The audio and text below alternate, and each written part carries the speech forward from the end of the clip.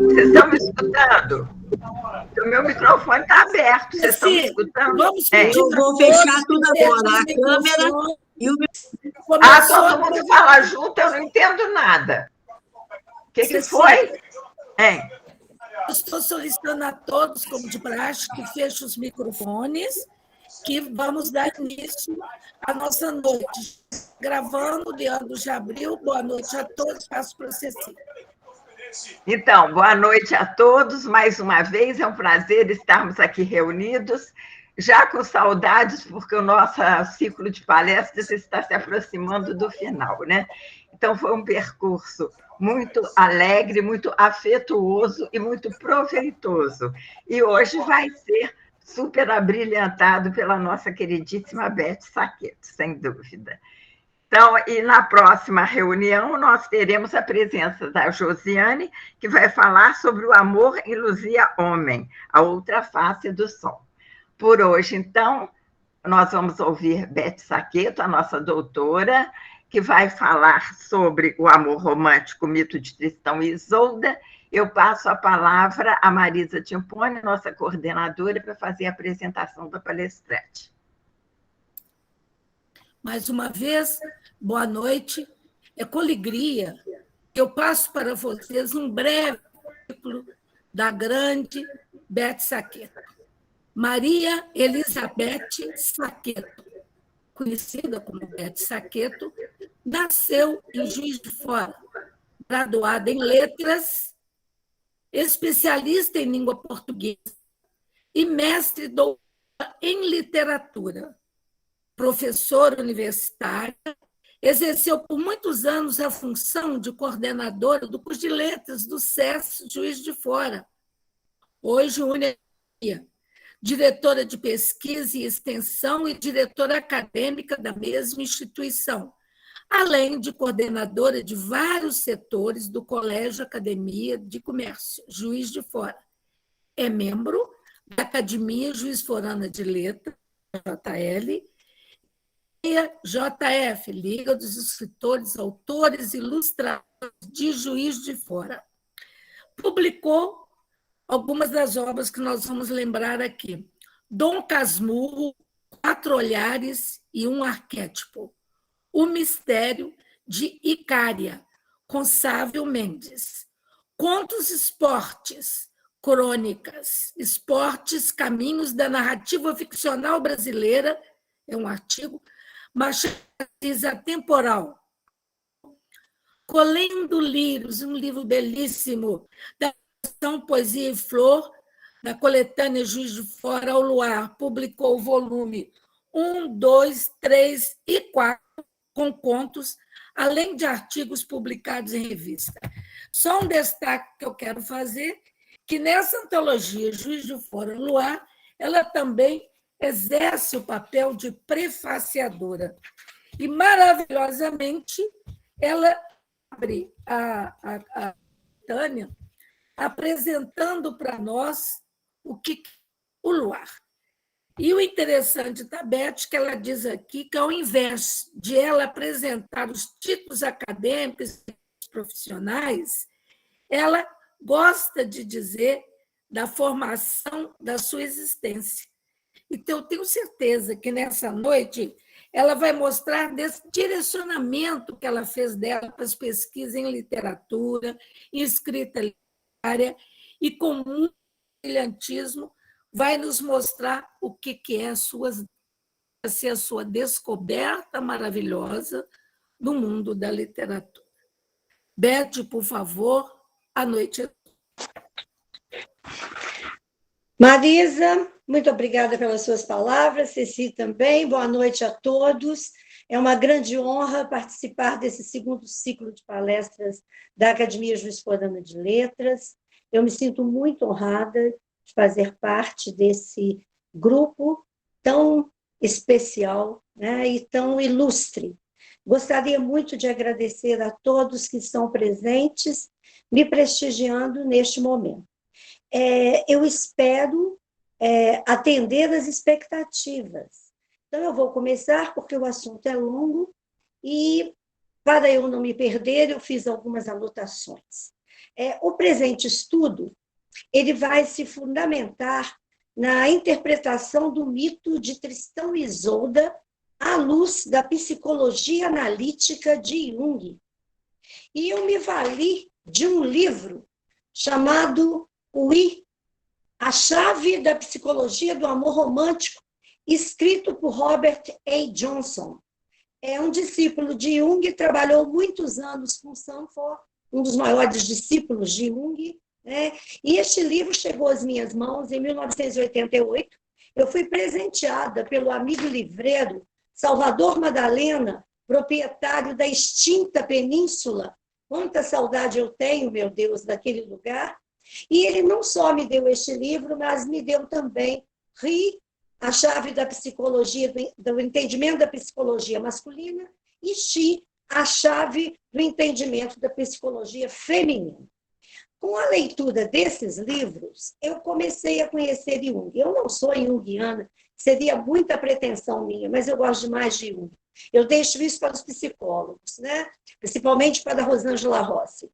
E aí eu fui conhecendo Jung, comecei a ler Jung, e quando eu escolhi o tema da minha dissertação de mestrado, eu trabalhei com Dom Casmurro, mas a minha fundamentação foi justamente junguiana. Eu trabalhei com a psicologia junguiana, com os arquétipos ânima, ânimos, mãe terrível, e eu fui por aí, por esse caminho. Alguns já conhecem, já leram o meu livro, eu já fiz algumas palestras, alguns já participaram.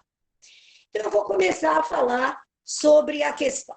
O Johnson nos fala que o amor romântico é o maior sistema energético dentro da psique ocidental. Então, nós vamos não só analisar o mito Tristão e Isolda, mas nós vamos analisar a psicologia ocidental, o mundo ocidental, o homem ocidental, através do mito Tristão e Isolda. Por incrível que pareça, ainda se considera no Ocidente o amor romântico como a forma primordial de amor a determinadas uniões, ou seja, o único amor verdadeiro. Ainda se considera. Já se considerou muito mais. As coisas estão mudando, certo? Mas nós vamos ver o caminhar. O amor romântico é, na verdade, um conjunto psicológico composto por ideias, crenças, atitudes, expectativas. E não consiste, na sua essência, isso é muito importante, em amar alguém. O amor romântico está intimamente ligado a estar apaixonado, sempre na espera de que o outro mantenha esse estado emocional, que o outro venha para completar, como se nós fôssemos incompletos. Existe uma frase que é significativa em relação a isso. Eu encontrei a metade da minha laranja. Parece que a gente é só uma metade, a outra metade está no outro. Essa é a visão muito típica desse estado de paixão. É como se houvesse um vazio dentro de nós. Esse padrão de amor gera constante insegurança, frustração e, segundo Johnson, essa é a grande ferida na psicologia ocidental. Para Jung, quando se busca compreender esse amor romântico, conscientizando-se sobre ele, o caminho dos relacionamentos torna-se diferente. É possível dizer que o amor romântico é um fenômeno de massa. Ele irrompeu na sociedade ocidental durante a Idade Média e surgiu pela primeira vez na literatura no mito de Tristão e Isolda. E eu vou explicar isso daqui a pouquinho, que é fonte de origem da literatura romântica. E mais tarde, também as cantigas e poemas do trovadorismo. Seria um outro assunto para a gente tratar, conhecido nesse caso como o amor cortês, não é para agora.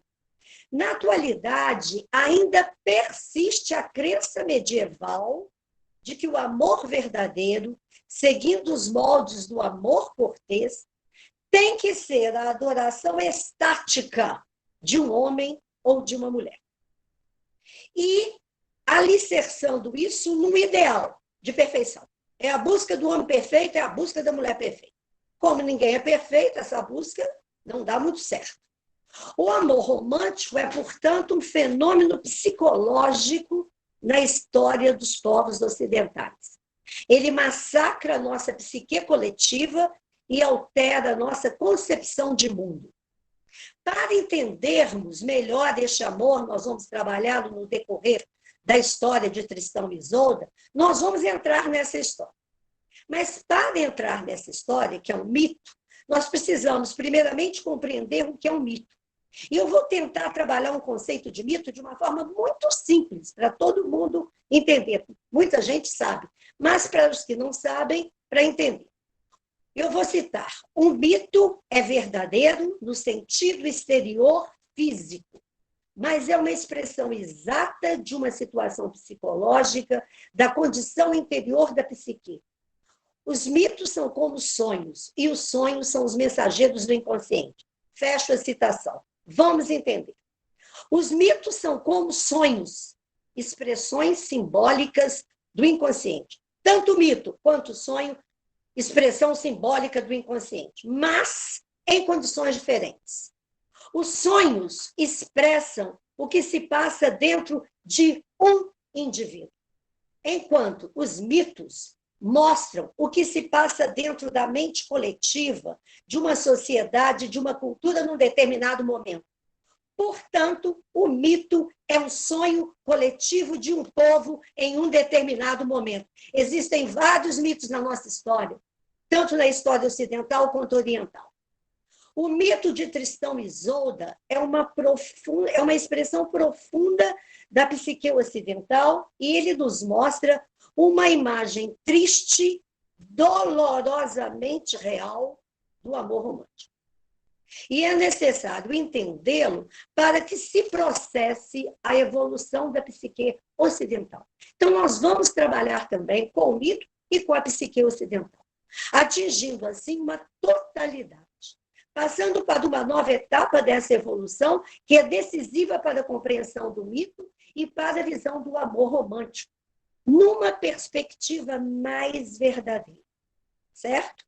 O mito de Tristão e Isolda tem origem na Idade Média. Ele já foi contado, recontado, peça teatral, ópera, filme, vários textos escritos sobre ele. Portanto, há várias versões ao longo de todo esse tempo, porque o mito surgiu no século XII. Ele narra o trágico amor entre o jovem Tristão, da Cornualha, e a princesa irlandesa Isolda a Bela. Certo?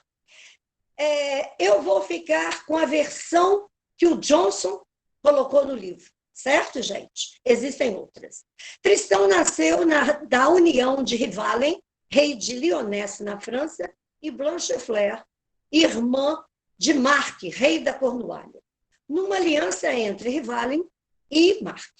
Rivalen foi morto por Morgan, o cruel duque que tomou suas terras.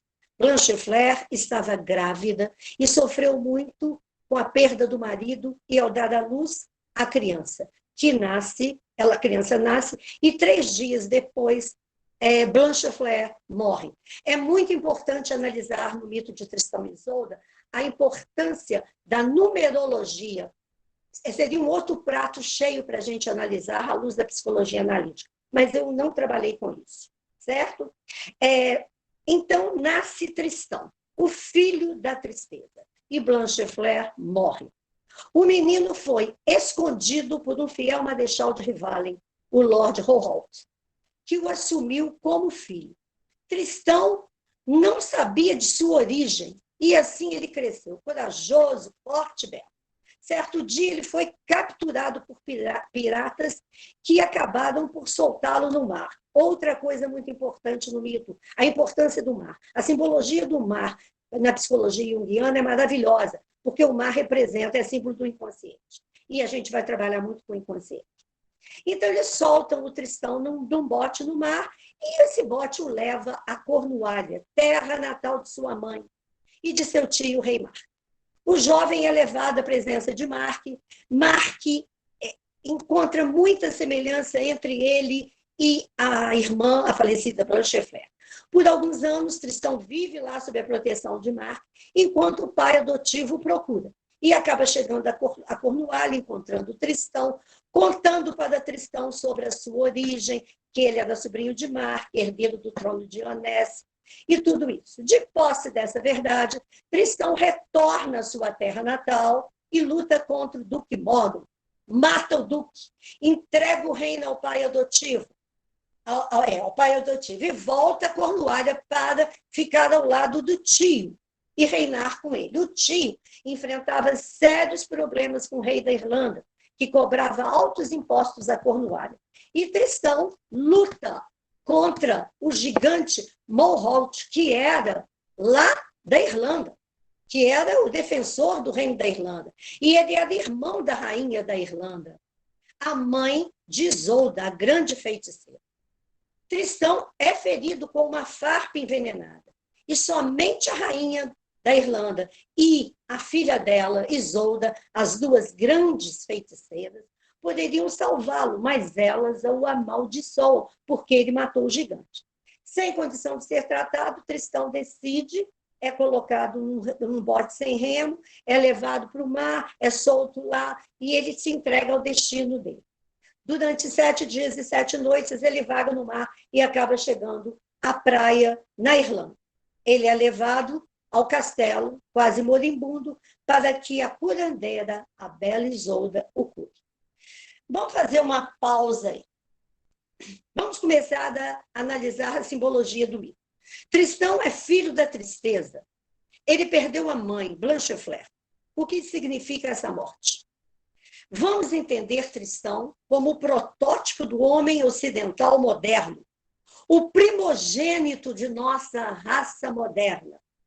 Ele nos representa em nosso modo de pensar e de viver.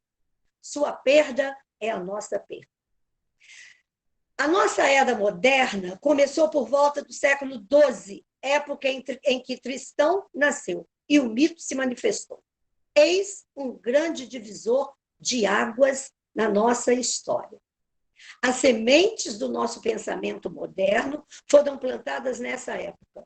O pai e a mãe de Tristão representam a velha ordem, o pensamento antigo da Europa. Tristão é o pensamento moderno do Ocidente, é o novo homem. A morte de Blanchefleur deixa Tristão sem referência feminina.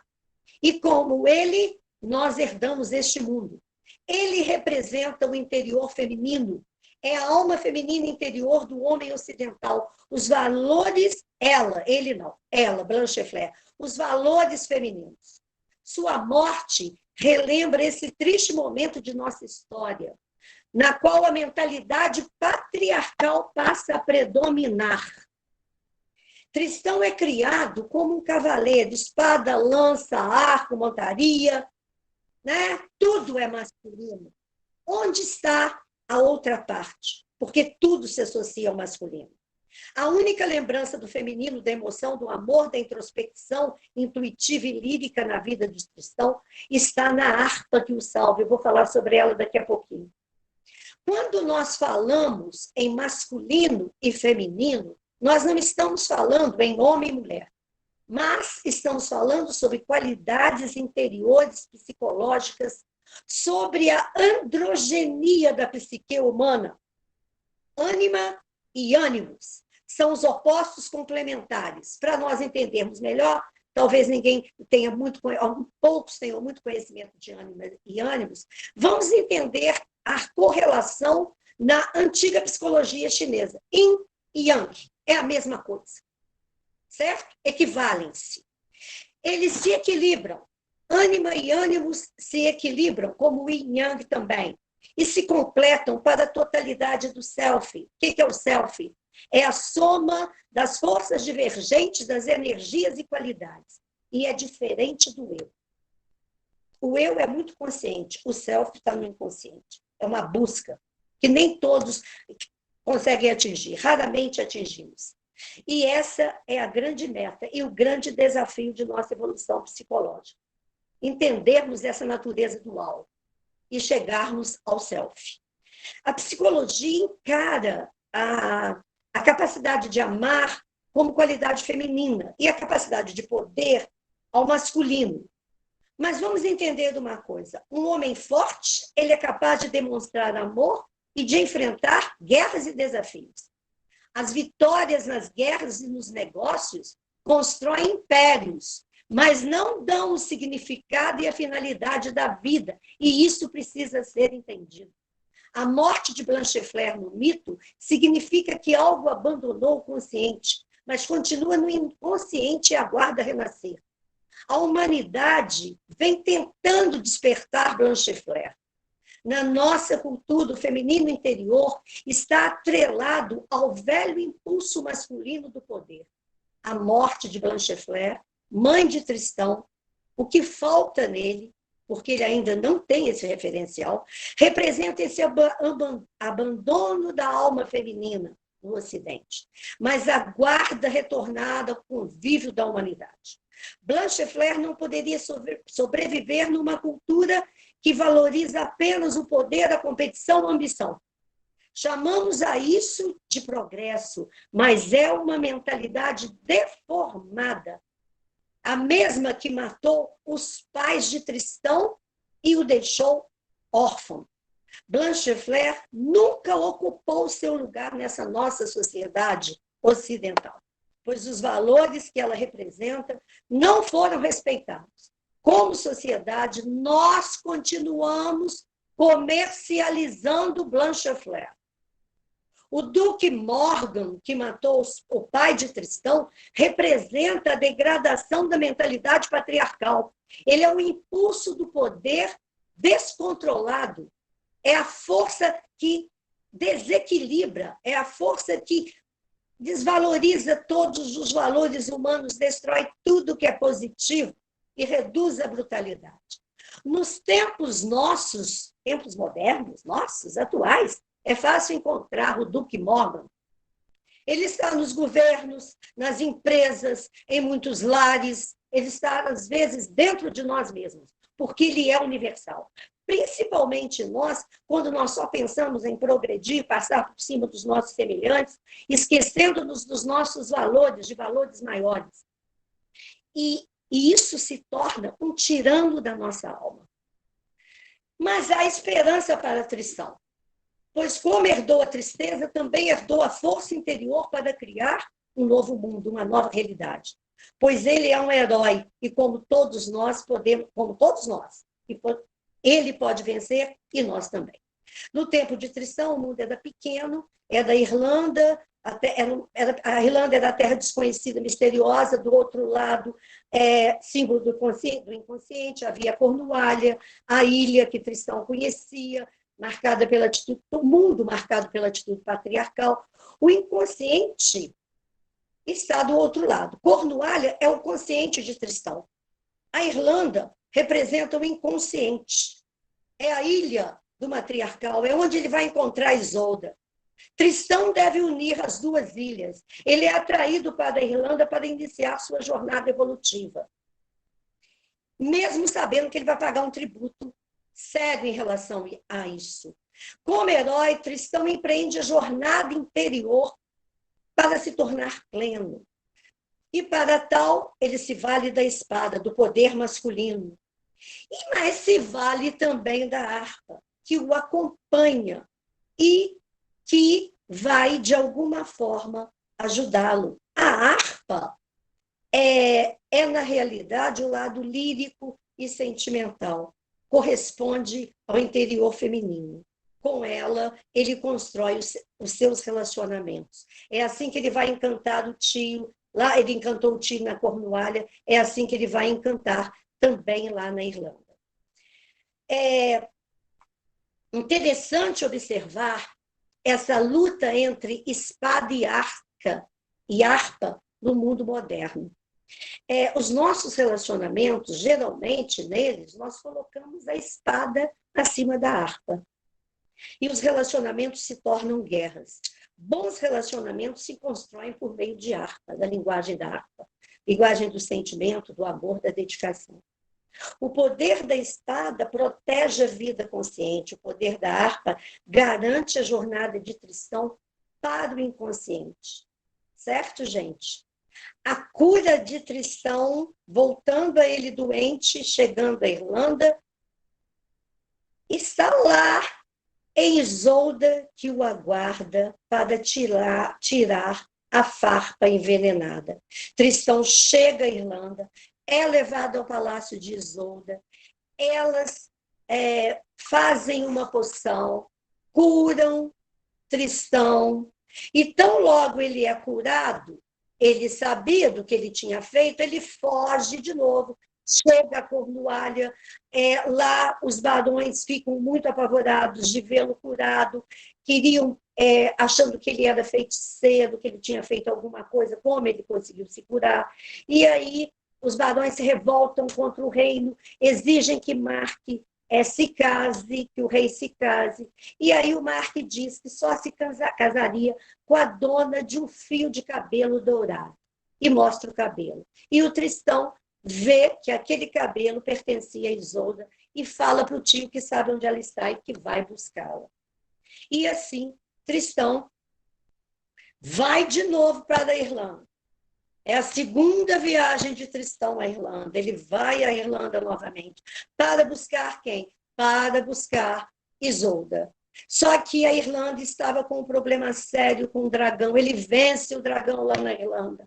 É ferido. Isolda cura ele novamente. E aí Isolda acaba reconhecendo Tristão como aquele que matou o tio dela, o gigante Morholt. E aí a situação fica muito difícil, mas ele consegue convencê-la. Estou simplificando a história, gente. Ele consegue convencê-la, ele se apresenta ao rei e à rainha, ele pede a mão da Isolda, porque ele matou o dragão, ele tinha direito. Aí ele pede a mão da Isolda para o rei, e aí o rei concede a mão da Isolda, mas a Isolda não tinha nada com ele, nem ele com a Isolda. Só que a rainha prepara uma poção para ser dada a Isolda na noite de núpcias com o rei Mark. Dá para a criada levar. A poção teria uma duração, deixaria imediatamente os amantes apaixonadíssimos, e teria uma duração de 3 anos.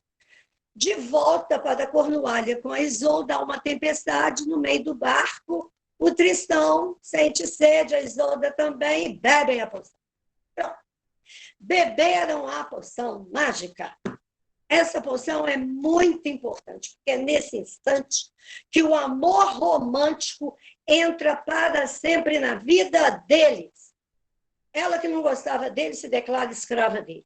Ele que não sentia nada por ela se torna apaixonado, completamente apaixonado, louco por ela, pede até que a morte venha, porque ele não quer se separar dela. Entendamos esse amor romântico a partir da poção mágica. Nós temos que ver essa poção mágica como a poção do amor, como uma coisa mágica. O amor romântico é uma coisa mágica, uma coisa idealizada, fantasiada. É isso aí. É aí que está a questão deles. Na cultura ocidental, usa-se indiscriminadamente a expressão para se referir a qualquer tipo de amor. E é interessante que misturam-se os conceitos amor e romance. E alguns pensam assim, se é amor, então deve ser romance. Se é romance, então tem que ser amor. E a questão é bem distinta, isso é uma confusão. Nem todo amor é marcado pelo estágio do romance. Esse êxtase, esse desespero, essa alucinação, certo? E algumas pessoas acham, se terminar o romance, fim do amor. Nossa cultura é muito marcada pelo romance. Nós nos apaixonamos e desapaixonamos frequentemente. Vivemos de drama em drama, desesperados e desesperançados às vezes. Entendamos a poção que eles bebem com o poder de fazer com que eles assumam reações involuntárias, descontroladas, sentimentos ardentes, estado quase visionário. É isso que é o amor romântico. É alguma coisa, né, fora do controle. Tanto o ideal quanto a palavra romântico chegaram para nós através dos romances. Histórias francesas de amor, onde estão os temas que compõem a nossa literatura romântica. O amor romântico é, portanto, um amor como nos livros de história, idealizado, é uma idealização. E essa idealização nos sustenta e vem sustentando o Ocidente por muito tempo. Busca de paixão pela paixão, gerando descontentamento, limitando, cegando. Essa confusão é encontrada naturalmente. Por quê? Porque nós não temos que compreender a diferença entre amor humano como base de um relacionamento e amor romântico como ideal interior, um caminho para o mundo interior. Portanto, quando o amor for diferenciado de um romance, isso vai se transformar. Tristão, antes de tomar da poção, não sentia nada por ela, como eu bem disse. Depois que ele toma, ele entra em êxtase, em delírio. Ele aceita até morrer por ela. Ela também. Certo, gente? É isso que nós temos que entender. O mito nos mostra que o amor romântico tem as mesmas características da poção do amor. E será que eles realmente se amam? Não, eles estão apaixonados. O amor deles não é um amor humano. Ele não decorre do conhecimento de um e do outro como indivíduos. É um amor mágico, sobrenatural. É o mesmo amor de quando se está apaixonado. A vida torna-se emocionante, êxtase total. Tristão e Isolda vivenciam esse êxtase. Certo, gente? É interessante observar essa questão desse mistério deste amor. Essa questão que diz sobre um amor fora de controle. Se a gente acompanha o mito Tristão e Isolda, nós vamos reconhecer através deles, desse mito e deles de Tristão e Isolda, a história de todas as pessoas que bebem, já beberam e bebem o vinho mágico. Nós vamos perceber aspectos femininos, nós vamos perceber aspectos do feminino interior e o papel deles também na psicologia masculina no que diz respeito ao amor romântico. Nós falamos sobre Blanchefleur. Agora nós vamos falar sobre a poderosa Isolda, a mais universal presença feminina no mundo moderno. Metade feiticeira, metade mulher, divina, humana. Ela é o ideal interior do eterno feminino, a deusa que vive dentro da psique do homem, uma imagem de beleza e de perfeição que o inspira a buscar o significado da vida. Ela é ânima. E exatamente essa parte de si mesmo que Tristão vê em Isolda, assim que bebe a poção. Na realidade, ele se apaixona, ele busca em Isolda o que está dentro dele mesmo, mas que ele não reconhece. Assim não consegue ver a mulher, e sim a projeção. Quando essa projeção se evapora, em qualquer pessoa, esse homem vai buscar outra mulher. Na realidade, o que Tristão buscava? Tristão buscava a sua ânima. Tristão buscava a sua ânima. Isolda é a projeção de ânima de Tristão. No amor romântico, evidencia-se que o homem ocidental patriarcal perdeu a ânima. Tristão, em sua primeira viagem, ele vai lá para ser curado. Na sua segunda viagem, ele vai lá para buscar a Isolda. O que ele buscava na realidade? Ele buscava a sua glória, ele buscava um troféu para a sua masculinidade. Mas ele bebe a poção e o que acontece com ele? Muda tudo. Tudo se altera. Ela também. Ela baixa a guarda, ela queria até matá-lo, mas ela baixa a guarda, todo o ódio se dissipa, se dissolve. E eles se entregam ao amor. Infelizmente, a gente vê isso acontecer no mundo ocidental. Tristão é o homem moderno. Tristão mente para Isolda, engana Isolda, encanta Isolda, ela cai na lábia dele. Ele se acredita um conquistador, mas na realidade o conquistado será ele. Vamos lá, então. Aí Tristão se casa, Tristão leva a Isolda para o rei Marco se casa, na noite de núpcias, A Isolda faz um sortilégio também, não, para que deixa o Marco dormir com a criada, engana, porque ela não podia dormir com ele, que ela já havia perdido a virgindade.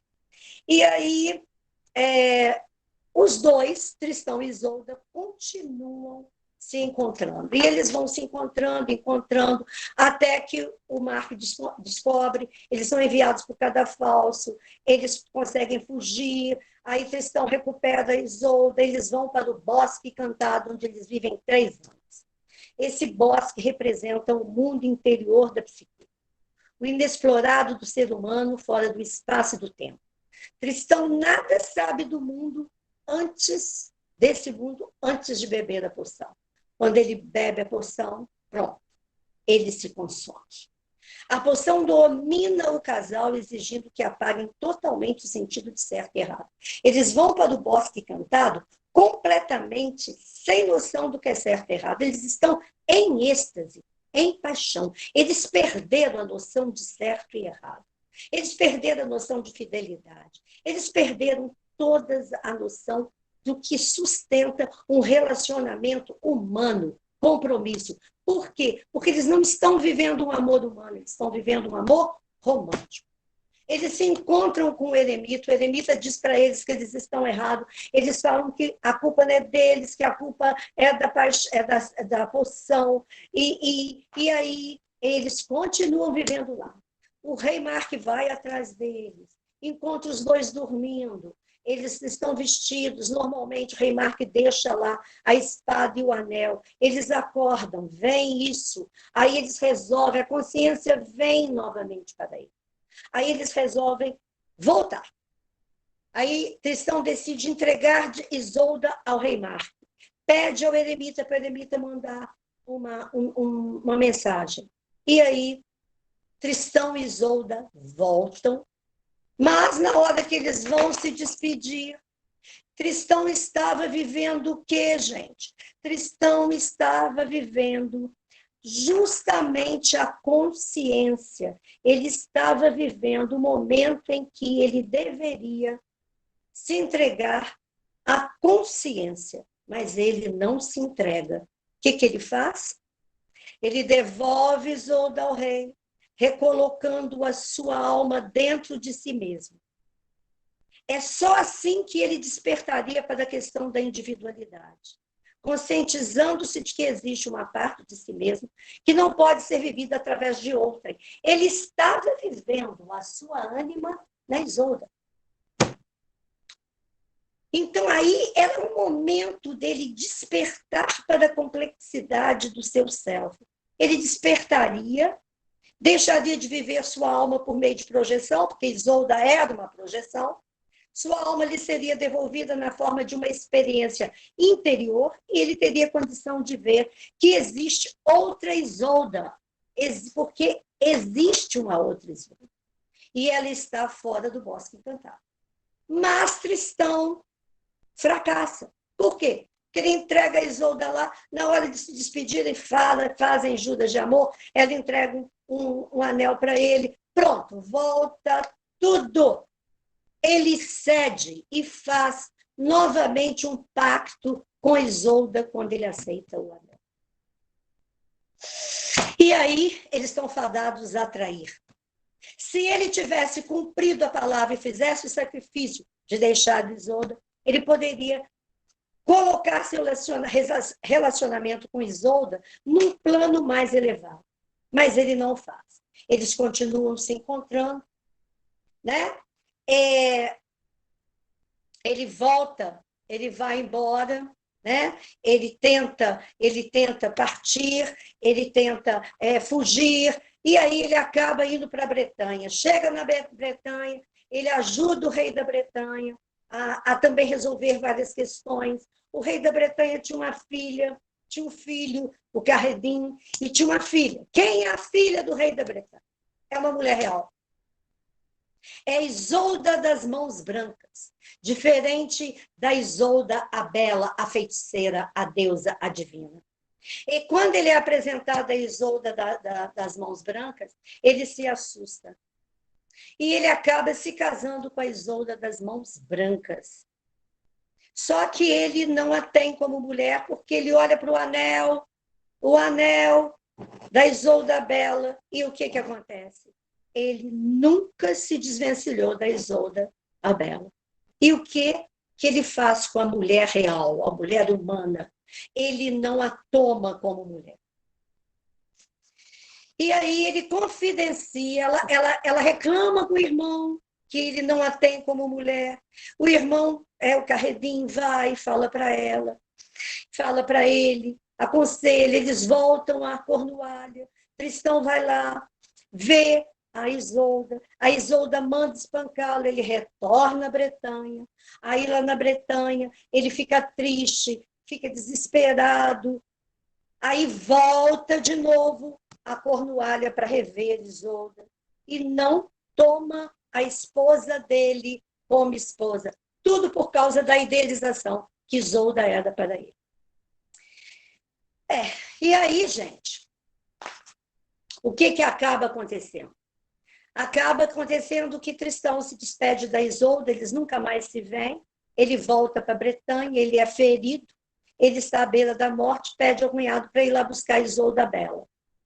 A esposa, a Isolda das Mãos Brancas, ouve toda a conversa, eles combinam uma forma de avisar que o Carredim estava voltando com a Isolda das Mãos Brancas.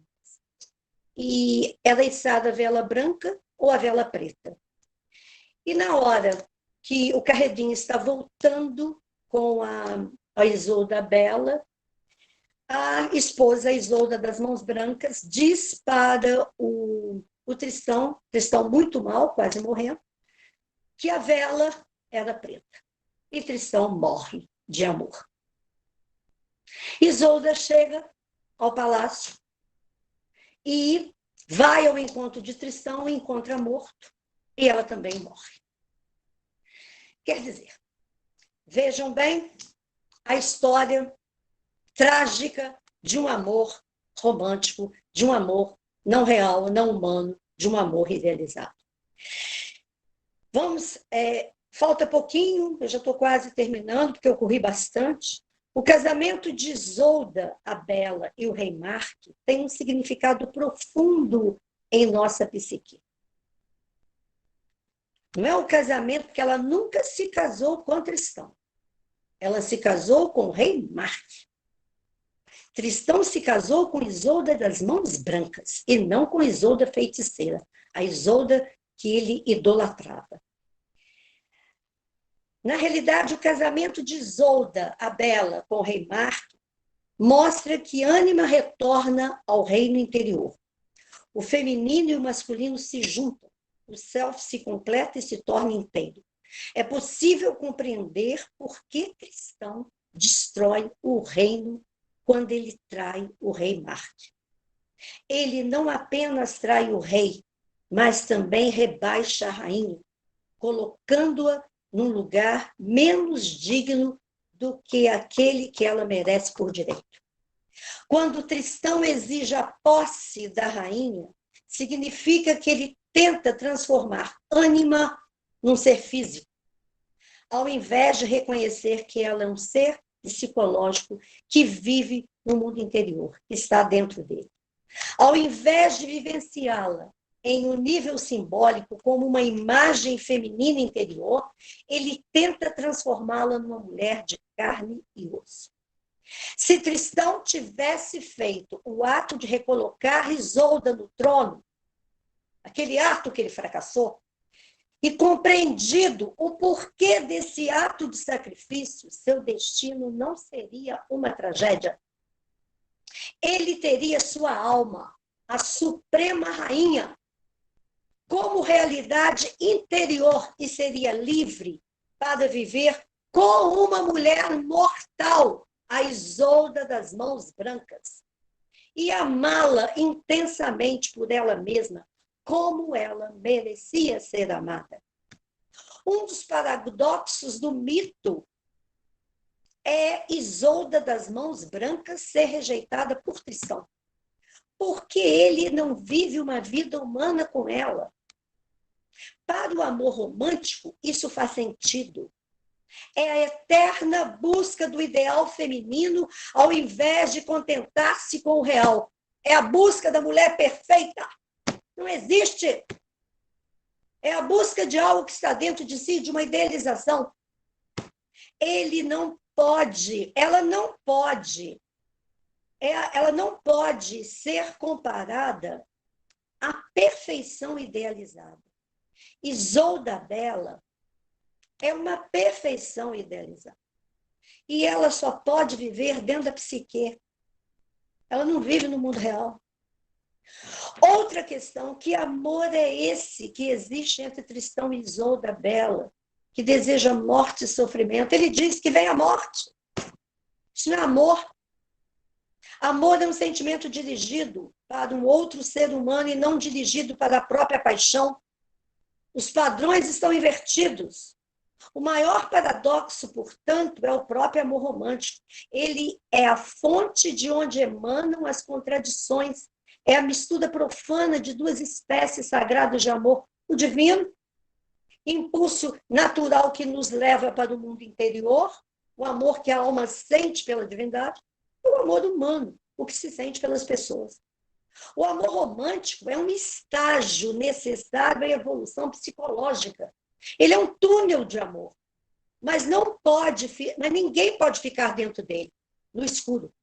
É preciso sair e resolver o paradoxo, aprendendo a respeitar os dois lados que existem nele.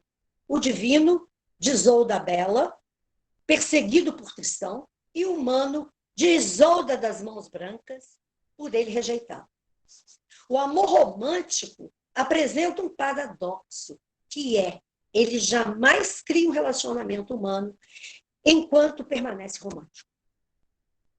É relacionamento fantasioso, idealizado. Ele cria drama, aventuras, cenas ardentes, ciúmes, traições, como aconteceu com Tristão e Isolda Bela. Tristão não teve um relacionamento humano com Isolda Bela. Por quê? Porque eles vivenciaram um amor romântico. Na realidade, eles não se amaram. Eles somente mantiveram a paixão. A verdadeira tragédia de Tristão e Isolda é que ele recusa a viver enquanto ainda está vivo. E assim, ele não tem vida humana. É a morte em vida. Porque ele se recusa a viver, ele só quer ela. Ele não quer viver outro tipo de relacionamento, ele não quer viver nada. Quando ele recusa a única possibilidade de vida, qual era? Isolda das Mãos Brancas. Ele se entrega definitivamente à morte. Ele recusa o amor humano, a verdade, a realidade, as alegrias que ele poderia ter terrenamente. O feminino terrestre é o elemento interior que lhe daria a possibilidade de amar humanamente. Amar sem o idealismo romântico. Isolda das Mãos Brancas mostra essa possibilidade, pois está interessada na vida. Ela não quer ir ao bosque encantado, encontrado apenas no reino da morte. Isolda Bela é uma feiticeira, ligada ao imaginário, ao idealizado. Isolda das Mãos Brancas é humana. Isolda Bela é ânima. Isolda das Mãos Brancas é um ser humano, normal, criado em ambientes normais, para a vida normal, é um feminino terrestre. Toda a tragédia do amor romântico entre Tristão e Isolda encontra-se no juramento que Tristão faz: servir a um só amor. E esse amor não é humano. É o amor que o atrai para o mundo interior, o mundo de ânima. Há um engano no amor romântico porque dá a impressão de que se viverá um relacionamento humano. E todo mundo que entra no amor romântico, que é no mundo ocidental, sofre isso. Tristão e Isolda Bela, na verdade, não se amam. Usam-se mutuamente para viverem as experiências ardentes e passionais que desejam ter. Isso é o amor romântico. Isolda das Mãos Brancas representa a oportunidade perdida por Tristão, que deixa de descobrir que existem duas espécies de amor e de relacionamento. Um com ânima, no mundo interior, outro com a mulher, no mundo físico. Ele poderia ter aprendido que o significado da vida não é apenas encontrado na busca de seu ideal interior, mas também na mulher física, com a qual viveria na Bretanha. Tristão nos mostra quem somos conscientemente. Ele nunca procura Isolda a Bela para segui-la numa vida espiritual voluntariamente. Ele nunca dá qualquer atenção à sua alma, mas ela o encontra, não pela vontade dele, mas na poção do amor. O mito de Tristão e Isolda a Bela é como um espelho que reflete o que aconteceu e ainda acontece, em parte, com a civilização ocidental. O que o homem ocidental moderno deve fazer, portanto, com a sua alma? Como desenredá-la do emaranhado do amor romântico? Como? Como viver com Isolda a Bela sem destruir seu relacionamento com Isolda das Mãos Brancas? Como? Como dar à ânima o devido lugar em sua vida, separando-a, porém, dos seus relacionamentos humanos? Como? Talvez a resposta esteja aqui. Recolocar a parte divina na catedral, onde é o seu lugar, e viver a parte humana. Tal como deve ser vivida, de forma comum e simples. Tirar a alma do amor romântico e devolvê-la ao lugar interior, à catedral interior. E aí vocês vão me permitir uma citação. Eu vou abrir aspas. É provável que Tristão não pudesse agir de forma diferente. Mas se pudesse, poderia fazer que Isolda, a Bela, a rainha de seu mundo interior, a grande personagem da alma que o conduziria à presença divina, e ele a levaria ao templo interior, instalando-a num trono de ouro que acomodaria perfeitamente, pois a aguardava séculos. Ele desistiria de procurá-la em uma mulher mortal ou em circunstâncias externas, e depois de sair pela porta lateral da catedral, tomaria o caminho do castelo da Bretanha. Lá se dirigiria aos aposentos de sua esposa, a Isolda, das Mãos Brancas, e descobriria um mistério ao lhe tomar a mão.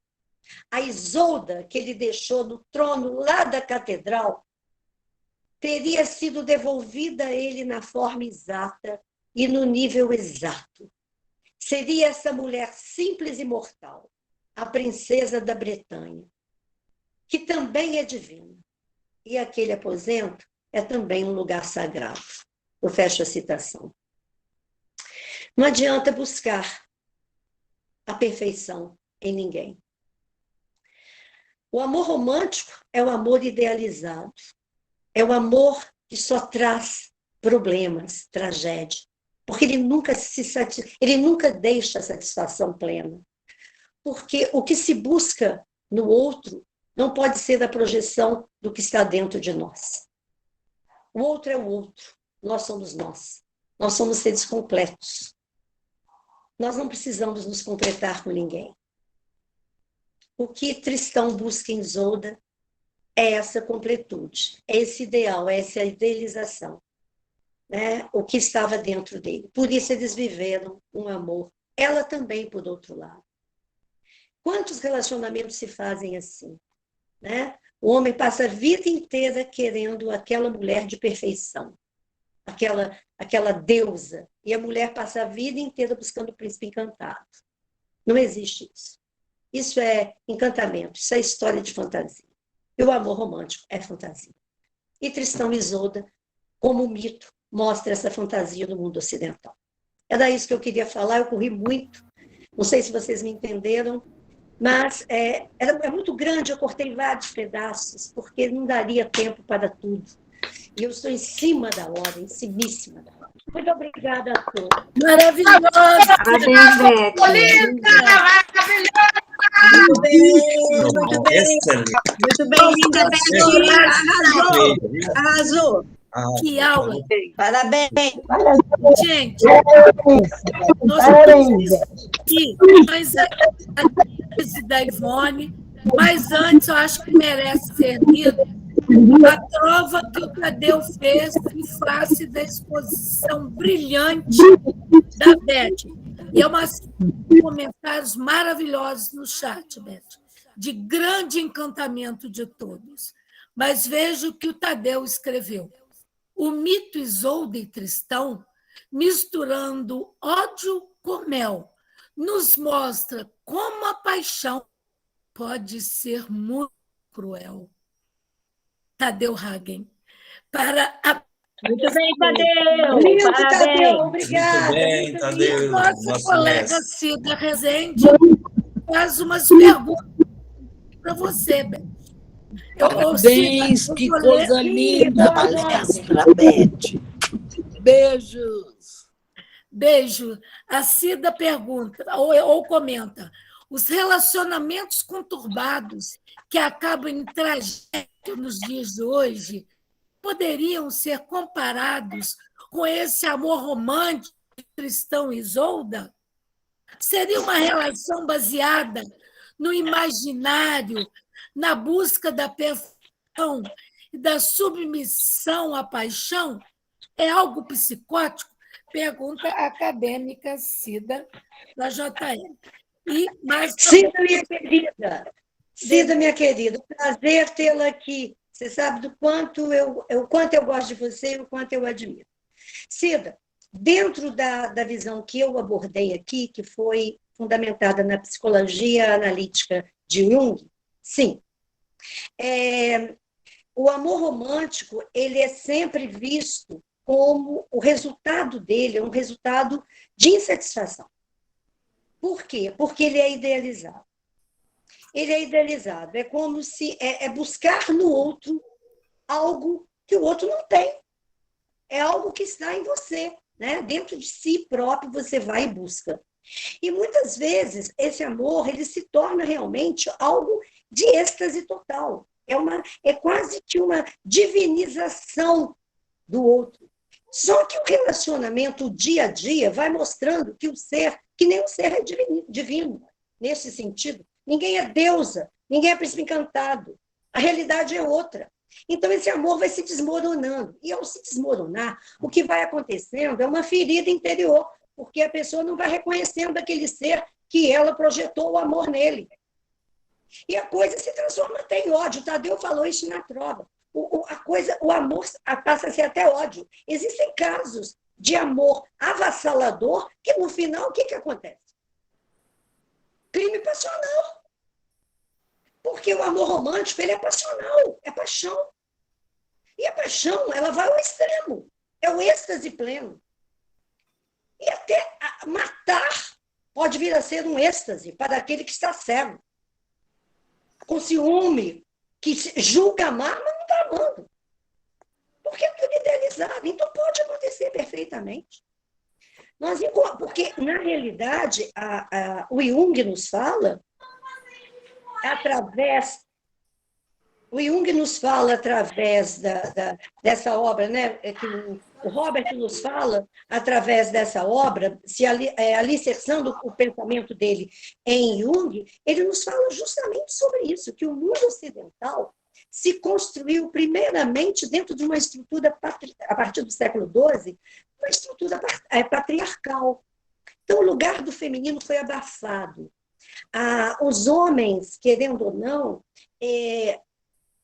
o que é o processo de entendimento da psicologia humana? Cada um se conhecer, buscar o seu self. É entender que existe em si ânima e ânimos. O feminino e o masculino, e conviver bem com isso. E conviver bem com isso. Mas, geralmente, não se convive bem com isso.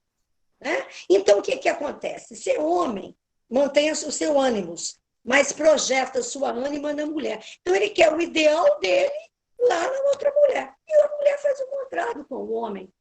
Ela mantém a ânima nela e projeta o ânimos. Porque quanta mulher ainda pensa em príncipe encantado?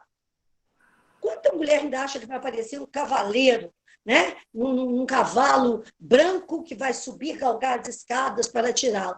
Nós temos um filme maravilhoso em relação a isso, que encantou a nossa sociedade, uma linda mulher. O Richard Gere incorpora esse cavaleiro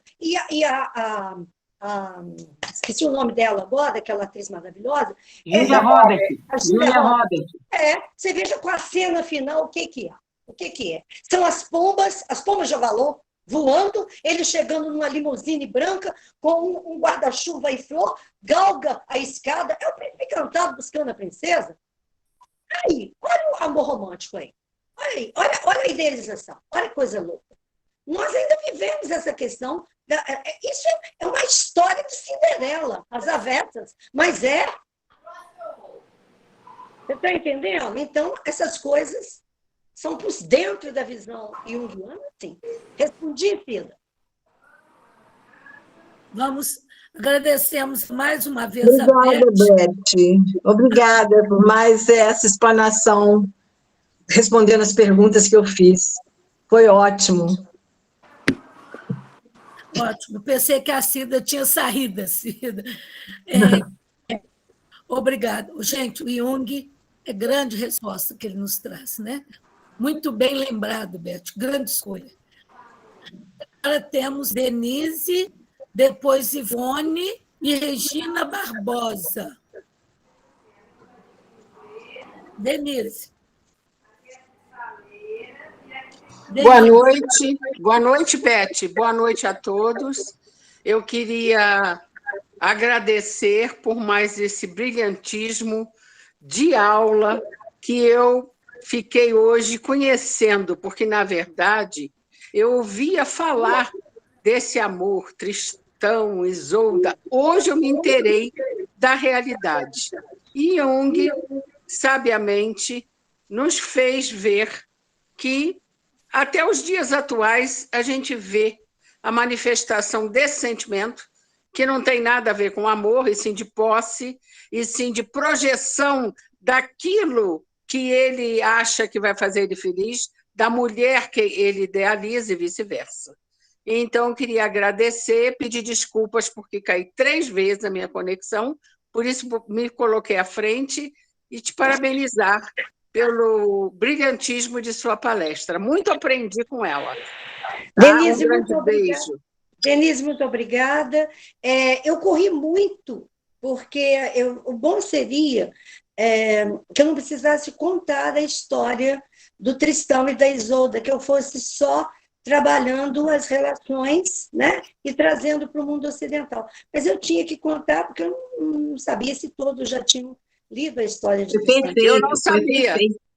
Por isso que foi perfeita a sua palestra. Obrigada. Um beijo. Postura perfeita, Beth. Postura perfeita. Agora, Ivone, depois Regina, e se não mais houver inscrição, retomo a fala da nossa presidente Ceci. Não, a Neuza Mascando também, Marisa. Então, ela está no chat, aquela não levantou a mão. Então, a Neuza também. A mãozinha levantada, só a mão ali, a mãozinha total. Eu não posso deixar de falar também, embora eu não tenha levantado a mão, estou com ela levantada o tempo inteiro, atenta, que um grande mérito nesse curso que está acontecendo, algumas pessoas comentaram no chat, inclusive o nosso colega José Renato, um mérito imenso dessa diversidade que nós temos aqui, de palestrantes, de assuntos, de falas que se complementam. E esse momento grandioso em que nós resgatamos um mito importantíssimo para a história do homem, até do homem contemporâneo, em relação a este romântico que está em desuso, nós temos aqui oportunidade, com o mito de Tristão e Isolda, rever o que a literatura registra. E a tragédia é sempre um grande registro literário. Parabéns, Beth, eu como professora de literatura, como sua ex-colega de curso, no curso de letras, eu vou dizer, você é cada vez melhor e mais brilhante. Obrigada, Beth. Então, já fiz a minha saudação. Agora, Ivone. e depois Neuza e depois Ceci. Ah, não, tem a Regina também, desculpa, Ivone. Tem a Raia também. Também mais uma Raia, que é a nossa amiga lá do Rio de Janeiro.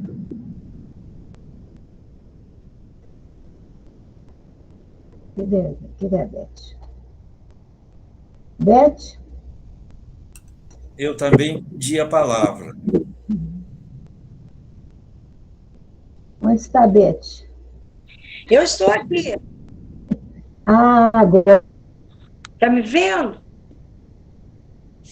Fala, Ivone. Eu estou te vendo. Beth, eu estou encantada. Impressionante a sua apresentação. Eu não conhecia os detalhes da história contado por você. A sua comparação do cristão com o homem moderno foi excelente. É isso mesmo que acontece aqui, né? Então, parabéns pela apresentação excelente e valeu. Você fez uma aula divina. Foi muito bom mesmo ver esses detalhes que eu não conhecia. Eu sabia por alto só. Parabéns, viu, querida? Foi ótimo. Muito obrigada, muito obrigada. Obrigada, Ivone. Regina. Regina Barros.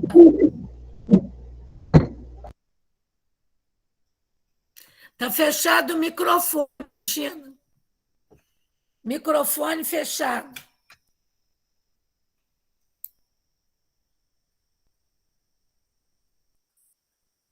Microfone fechado, Regina.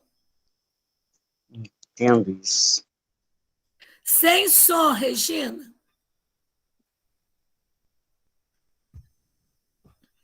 Vamos dar a palavra, então, para a pessoa.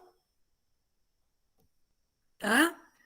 Então, como a Regina não conseguiu abrir o som ainda, assim que ela consiga, a gente dá a palavra a ela.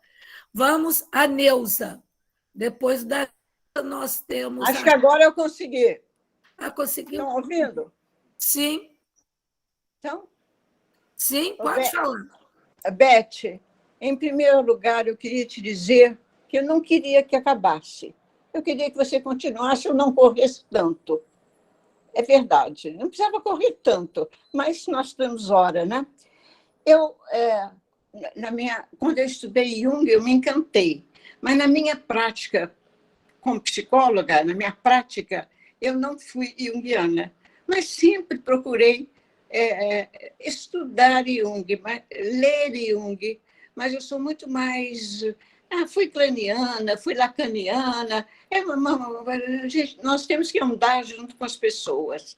Mas você foi tão magnífica, você foi didata, você trouxe uma verdade que não é fácil as pessoas buscarem dentro de si essa verdade que você expôs magnificamente.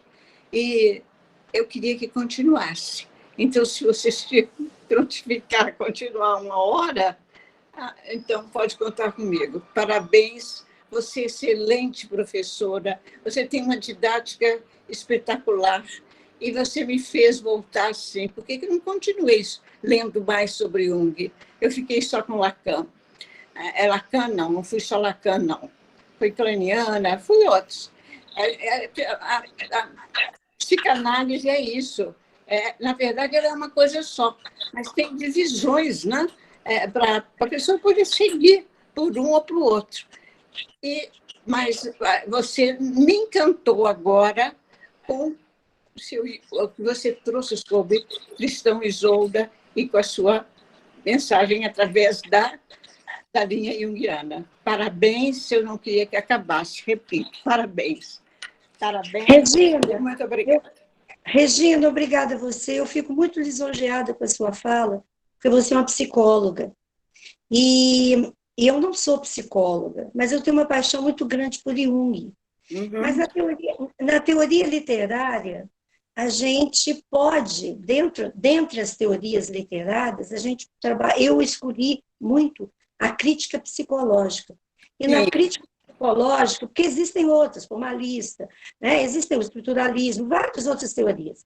Mas eu gosto da crítica psicológica, e na crítica psicológica eu gosto do Jung. Por isso, eu escrevo muita coisa, muita análise que eu faço dentro dessa perspectiva junguiana, porque eu acho que me traz muita coisa significativa. Eu tenho um encantamento por Jung. Eu fiquei muito feliz com a sua fala, muito obrigada. Eu corri mesmo, eu cortei uma porção de coisas que eu poderia ter falado, mas eu fiquei com medo do tempo, porque a gente acaba cansando as pessoas. Né? Mas a gente pode marcar depois um outro encontro para a gente discutir um pouquinho, tá? Sim, beijo. Ótimo, seria ótimo. Eu iria adorar. Obrigada e parabéns, Beth. Excelente as duas. Ceci, você citou foi a Chaia, porque tem a Chaia, a Neuza e o Heleno. Chaia, por favor, com você, depois a Neuza, depois o Zé Geraldo Heleno. Boa noite a todos. Boa noite a Ceci, amiga, né, da GEB, da UB. Eu sou do Rio de Janeiro, eu sou escritora. A minha primeira formação é História, graduação, e eu tenho mestrado em Educação, tenho um livro lançado e um livro concorrendo ao Prêmio Jabuti. Estou devendo a Ceci a minha vinda aqui a esse grupo, porque a Ceci divulga nos nossos grupos muito o trabalho de vocês. Na verdade, eu teria que ter vindo, né, a apresentação dela, mas eu não consegui, mas estou aqui, Ceci, e queria agradecer a todos. Beth, eu tenho uma dúvida para esclarecer. As duas Isoldas, elas não existem sempre dentro do personagem feminino? A Isolda de mão branca e a Isolda que é fada, que é bruxa, elas... eu queria entender melhor um pouco como você vê, analisa o processo da paixão que existe dentro do ser humano, é natural, ele não acontece com todas as pessoas, eu acredito. É preciso haver um encontro de duas pessoas realmente para haver a paixão. Ou não, né? Ou a não correspondência. Mas essas duas Isoldas, elas se complementam. A gente passa por essa fase de paixão e depois a gente chega ao amor. Mas como você vê isso? Você vê isso como impossibilidade? É importante separá-las? É necessário separá-las para você poder entender o que é o homem do Ocidente? E a sociedade... Eu vou tentar responder você. Bem, primeiramente, a primeira ligação do feminino está em Blanchefleur, a mãe de Tristão. Ele perde Blanchefleur. Ele nem vê Blanchefleur. Ele nasce, Blanchefleur morre. Blanchefleur quer dizer flor branca. A relação, ela é real. Blanchefleur é real. É a mãe, ela é real. Agora, Isolda, a bela, a feiticeira, aquela que cura os males físicos, aquela com quem ele bebeu a poção, ela é uma idealização. Ela é uma idealização. Por que ela é uma idealização? Porque ela é a projeção do feminino dele, de ânima. É a projeção de ânima. Ela é ânima, a ânima dele. Então, ela é perfeita para ele. Só que ela não está no mundo físico, humano, real. Ele não mantém com ela é real, mas ele não mantém com ela um relacionamento real. Ele mantém com ela um relacionamento idealizado. Com quem ele tem a chance de manter um relacionamento real é Isolda das mãos brancas. Ela é real, ela é humana, igual a mãe dele. Porque Isolda é um misto, a Isolda bela é um misto de deusa e humana. Ela está muito mais como projeção daquilo que está dentro dele e ele ainda não encontrou. E ele busca. Se nós analisarmos essa relação, como é que nós vamos ver? Ele nega a relação da Isolda das mãos brancas, uma relação humana, real. Uma relação humana, normal. A Isolda, a bela, ele tem com ela uma relação de êxtase. É a adoração estática de uma mulher. Mas essa mulher, ela não existe, porque ela não era para ser dele. Ela era para ser do rei Mark, ele não se casou com ela. Ele projeta nela o quê? O amor romântico, uma idealização, uma fantasia. Eles vivem o quê? Êxtase.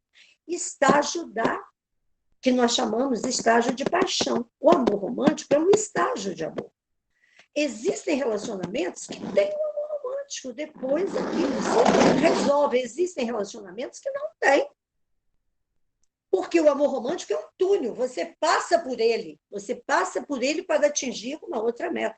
Você não pode viver de projeção, ele viveu de projeção. Viver de projeção nunca vai ser feliz, ainda mais com aquilo que não era dele. Porque, na realidade, o que era dele estava dentro dele e não no outro. Ele transferiu o que estava dele para outra. Ela era do rei Mark, ela não era dele. Ele não só se infelicitou, ela se infelicitou, o rei Mark foi infelicitado. Eles criaram o quê? Drama, ciúme, traição, ódio, só isso. Morte. Porque, na realidade, o amor não é um sentimento de sofrimento. Aquela história do Camões, amor é fogo que arde, sem se ver, ferida que dá, não se vende, é descontentamento, descontente, esse é o amor romântico. Esse êxtase, esse estar em estado de desespero constante, né? É o amor ocidental. Não estou te ouvindo. Abre o microfone. Isso não é comum? A paixão não é um estágio comum? É sim, mas só que você não pode viver nela. Porque senão você vai passar a vida inteira buscando perfeição no outro, você não pode ficar nela. E você vai querer que o outro te complete, você vai querer que o outro seja sempre, se mantenha em estado constante emocional, intenso de excitação, e o amor não é isso. A paixão é um estágio. É um estágio. Então, a minha pergunta... Mas ele não é um estágio, mas ele não pode ser um estágio permanente, porque senão fica assim, desapaixona e busca em outro, busca em outro, busca em outra, busca em outra, quer estar constantemente apaixonado. Eu volto, eu falei isso no início, é um estágio inicial que você depois parte para o amor, mas aquela êxtase, o encantamento, a paixão que desperta uma pessoa pela outra, você disse que é uma projeção, você encara isso como uma projeção. No Tristão, eu estou analisando o Tristão, mas normalmente o homem projeta na mulher sua ânima. Ele quer aquela mulher idealizada, uma mulher que ele imaginou. E a mulher projeta no homem o seu ânimo, o homem que ela idealizou. Ninguém para completar. Completar o quê, se a gente já é completo? E outra coisa, nem todo mundo vive o estágio da paixão. Existem amores que não têm o estágio da paixão. Essa ânsia, esse desespero, essa agonia. Existem relacionamentos que não têm o que nós chamamos de romântico, que é essa idealização do outro. Certo? Eu vou dizer, fúria, essa ardência amorosa. Existem relacionamentos e eles já se constroem sem isso. Por quê? Porque o indivíduo já está muito bem assentado no que diz respeito ao seu self. Ele já contém a totalidade de ânima e ânimos em si próprio. Então, ele não busca, não projeta. Tudo bom. Muito obrigada. Nada. Vamos, então, foi ótima a sua participação. A amiga da Ceci está aqui conosco, foi importante, a Beth, como sempre, brilhante. Eu só queria te recortar, como diz a volúpia é triste, 1 minuto depois do êxtase. Drummond de Andrade. Agora, Neuza Marcicano, depois José Geraldo Heleno, depois a nossa presidente, para fechar a noite. E eu anuncio as próximas programações. Por favor, Neuza, Heleno, Ceci, porque já estamos com 20h19. Fechado o som, Neuza. Neuza, está sem som. Abra o som. Neuza. Neuza, sem som. Ela parece que está com o microfone aberto, mas não está. Eu vi, Leandro. Está É. aberto, mas o som não está vindo. O som não está vindo. Algum problema no Passa computador. para o Heleno, para não atrasar, Marisa. Isso. Então, eu vou pedir licença à Neuza. Por favor, Heleno, com você. Ô, Beth, muito obrigado por essa exposição, foi excelente. Eu já conheço você, sei da sua capacidade, mas essa exposição de hoje foi algo assim, acima até da expectativa, de uma clareza muito grande sobre um tema que não é fácil falar sobre ele. Essa fala de você hoje me lançou um desafio, porque eu trabalho com a tragédia Hércules, no ETA, e que é uma tragédia de paixão intensa que acaba se resolvendo pela morte, pelo suicídio da mulher apaixonada e pela morte do herói. Mas é um negócio meio complicado. Eu não sei se eu vou conseguir usar essa estrutura para analisá-la, mas, de qualquer maneira, é um desafio, e eu te agradeço muito e torno a elogiar. Foi uma exposição espetacular. Muito obrigado. Muito obrigada, Heleno, muito obrigada mesmo. Eu, vindo de você, um grande elogio. Você sabe que eu tenho uma grande admiração por você, sei também da sua grande capacidade, da sua grande competência. Se você depois quiser alguma coisa referente a Jung, para você analisar essa questão, a gente está aí à disposição, tá bem? Eu tenho alguns livros, tá? Posso passar para você, tá bem? Tá, muito obrigado. Gente, então ainda temos essa disponibilidade no momento que a Helena está dedicada a trabalhar essa tragédia, né? Isso é muito sincronicidade. Gostaria de dizer que a Neuza está dizendo que assina embaixo as palavras da Regina Barbosa e outras questões, mas é porque ela ficou impedida de falar. Vamos passar, então, para a Ceci, não sem antes dizer, ela já anunciou que o próximo é a Josiane Neto, com Amor em Luzia Homem, mas também devemos... Isso é 3/11. No 10/11, Marisa Pontes, O Amor na Literatura do Oriente Médio, e 17/11, Rosângela Rosa, Quando o Amor Faz a Alma. Certamente essa jornada do herói que nós vimos hoje, a Rosângela vai retomar no 17/11. Então, por favor, Ceci, eu solicito, a palavra é sua, solicito que você faça as honras da casa e agradeça a todos a presença.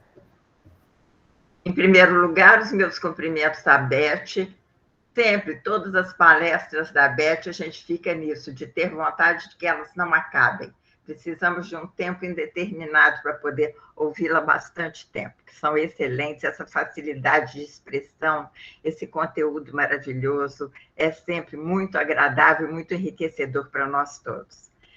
Quero agradecer às amigas que têm comparecido, na pessoa hoje da Raia. Nós já tivemos aqui várias vezes a Carmen, tivemos a Ana Maria Tourinho, então estão fazendo um circuito, dando o seu ar, essa gentileza, né, de se manifestarem nos nossos encontros, que eu sempre procuro realmente noticiar, porque é importante que saibam das atividades da Academia Gessorana de Letras.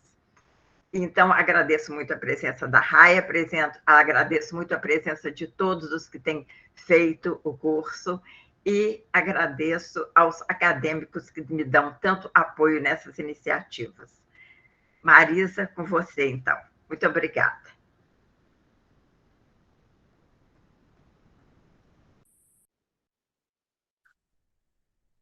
Marisa, sem som. Perdão, eu vi. Eu tanto tenho o som de todos, esqueço o meu. É aquilo que eu estava dizendo. Tudo que tem um início, infelizmente, tem que ter um fim. É maravilhoso escutar a Beth. É uma Sherazade, não dá vontade de parar de ouvir as suas narrativas, suas histórias. Nunca, Beth. Que levantou a mão, então ela que vai finalizar E já fica nosso agradecimento e um grande abraço em todos vocês, queridos, que aqui estiveram. Beth, você, querida? Olha, eu gostaria muito de agradecer a todos pela presença, de me desculpar, porque eu corri muito, eu deixei muitos detalhes, passei por muita coisa por causa do tempo. Eu sabia que a minha apresentação ia gerar algumas questões, eu tinha certeza. Na realidade, eu segui muito a linha do Johnson, né? E coloquei poucas coisas minhas, mas foi mais a linha do Johnson, e eu me coloco à disposição para outros encontros, que a gente possa reler novamente o mito, discutir mais um pouco sobre ele, e estou sempre à disposição. Gostaria muito de agradecer a Marisa Timpone pelo carinho de sempre comigo, ela é muito carinhosa comigo, e um agradecimento muito especial à minha querida presidente da Academia Juiz Forano de Letras, minha muito querida Ceci Barbosa, por quem eu tenho uma grande admiração, um grande carinho. Agradecer a todos os meus colegas de academia, todos pela presença, da Leia também, e a todos os meus amigos que puderam estar comigo me prestigiando. Muito obrigada a todos, tá, gente? Um beijo muito grande. Boa noite, tchau, pessoal. Deixa a gravação. Boa noite. Boa noite a todos. Obrigada, Liana.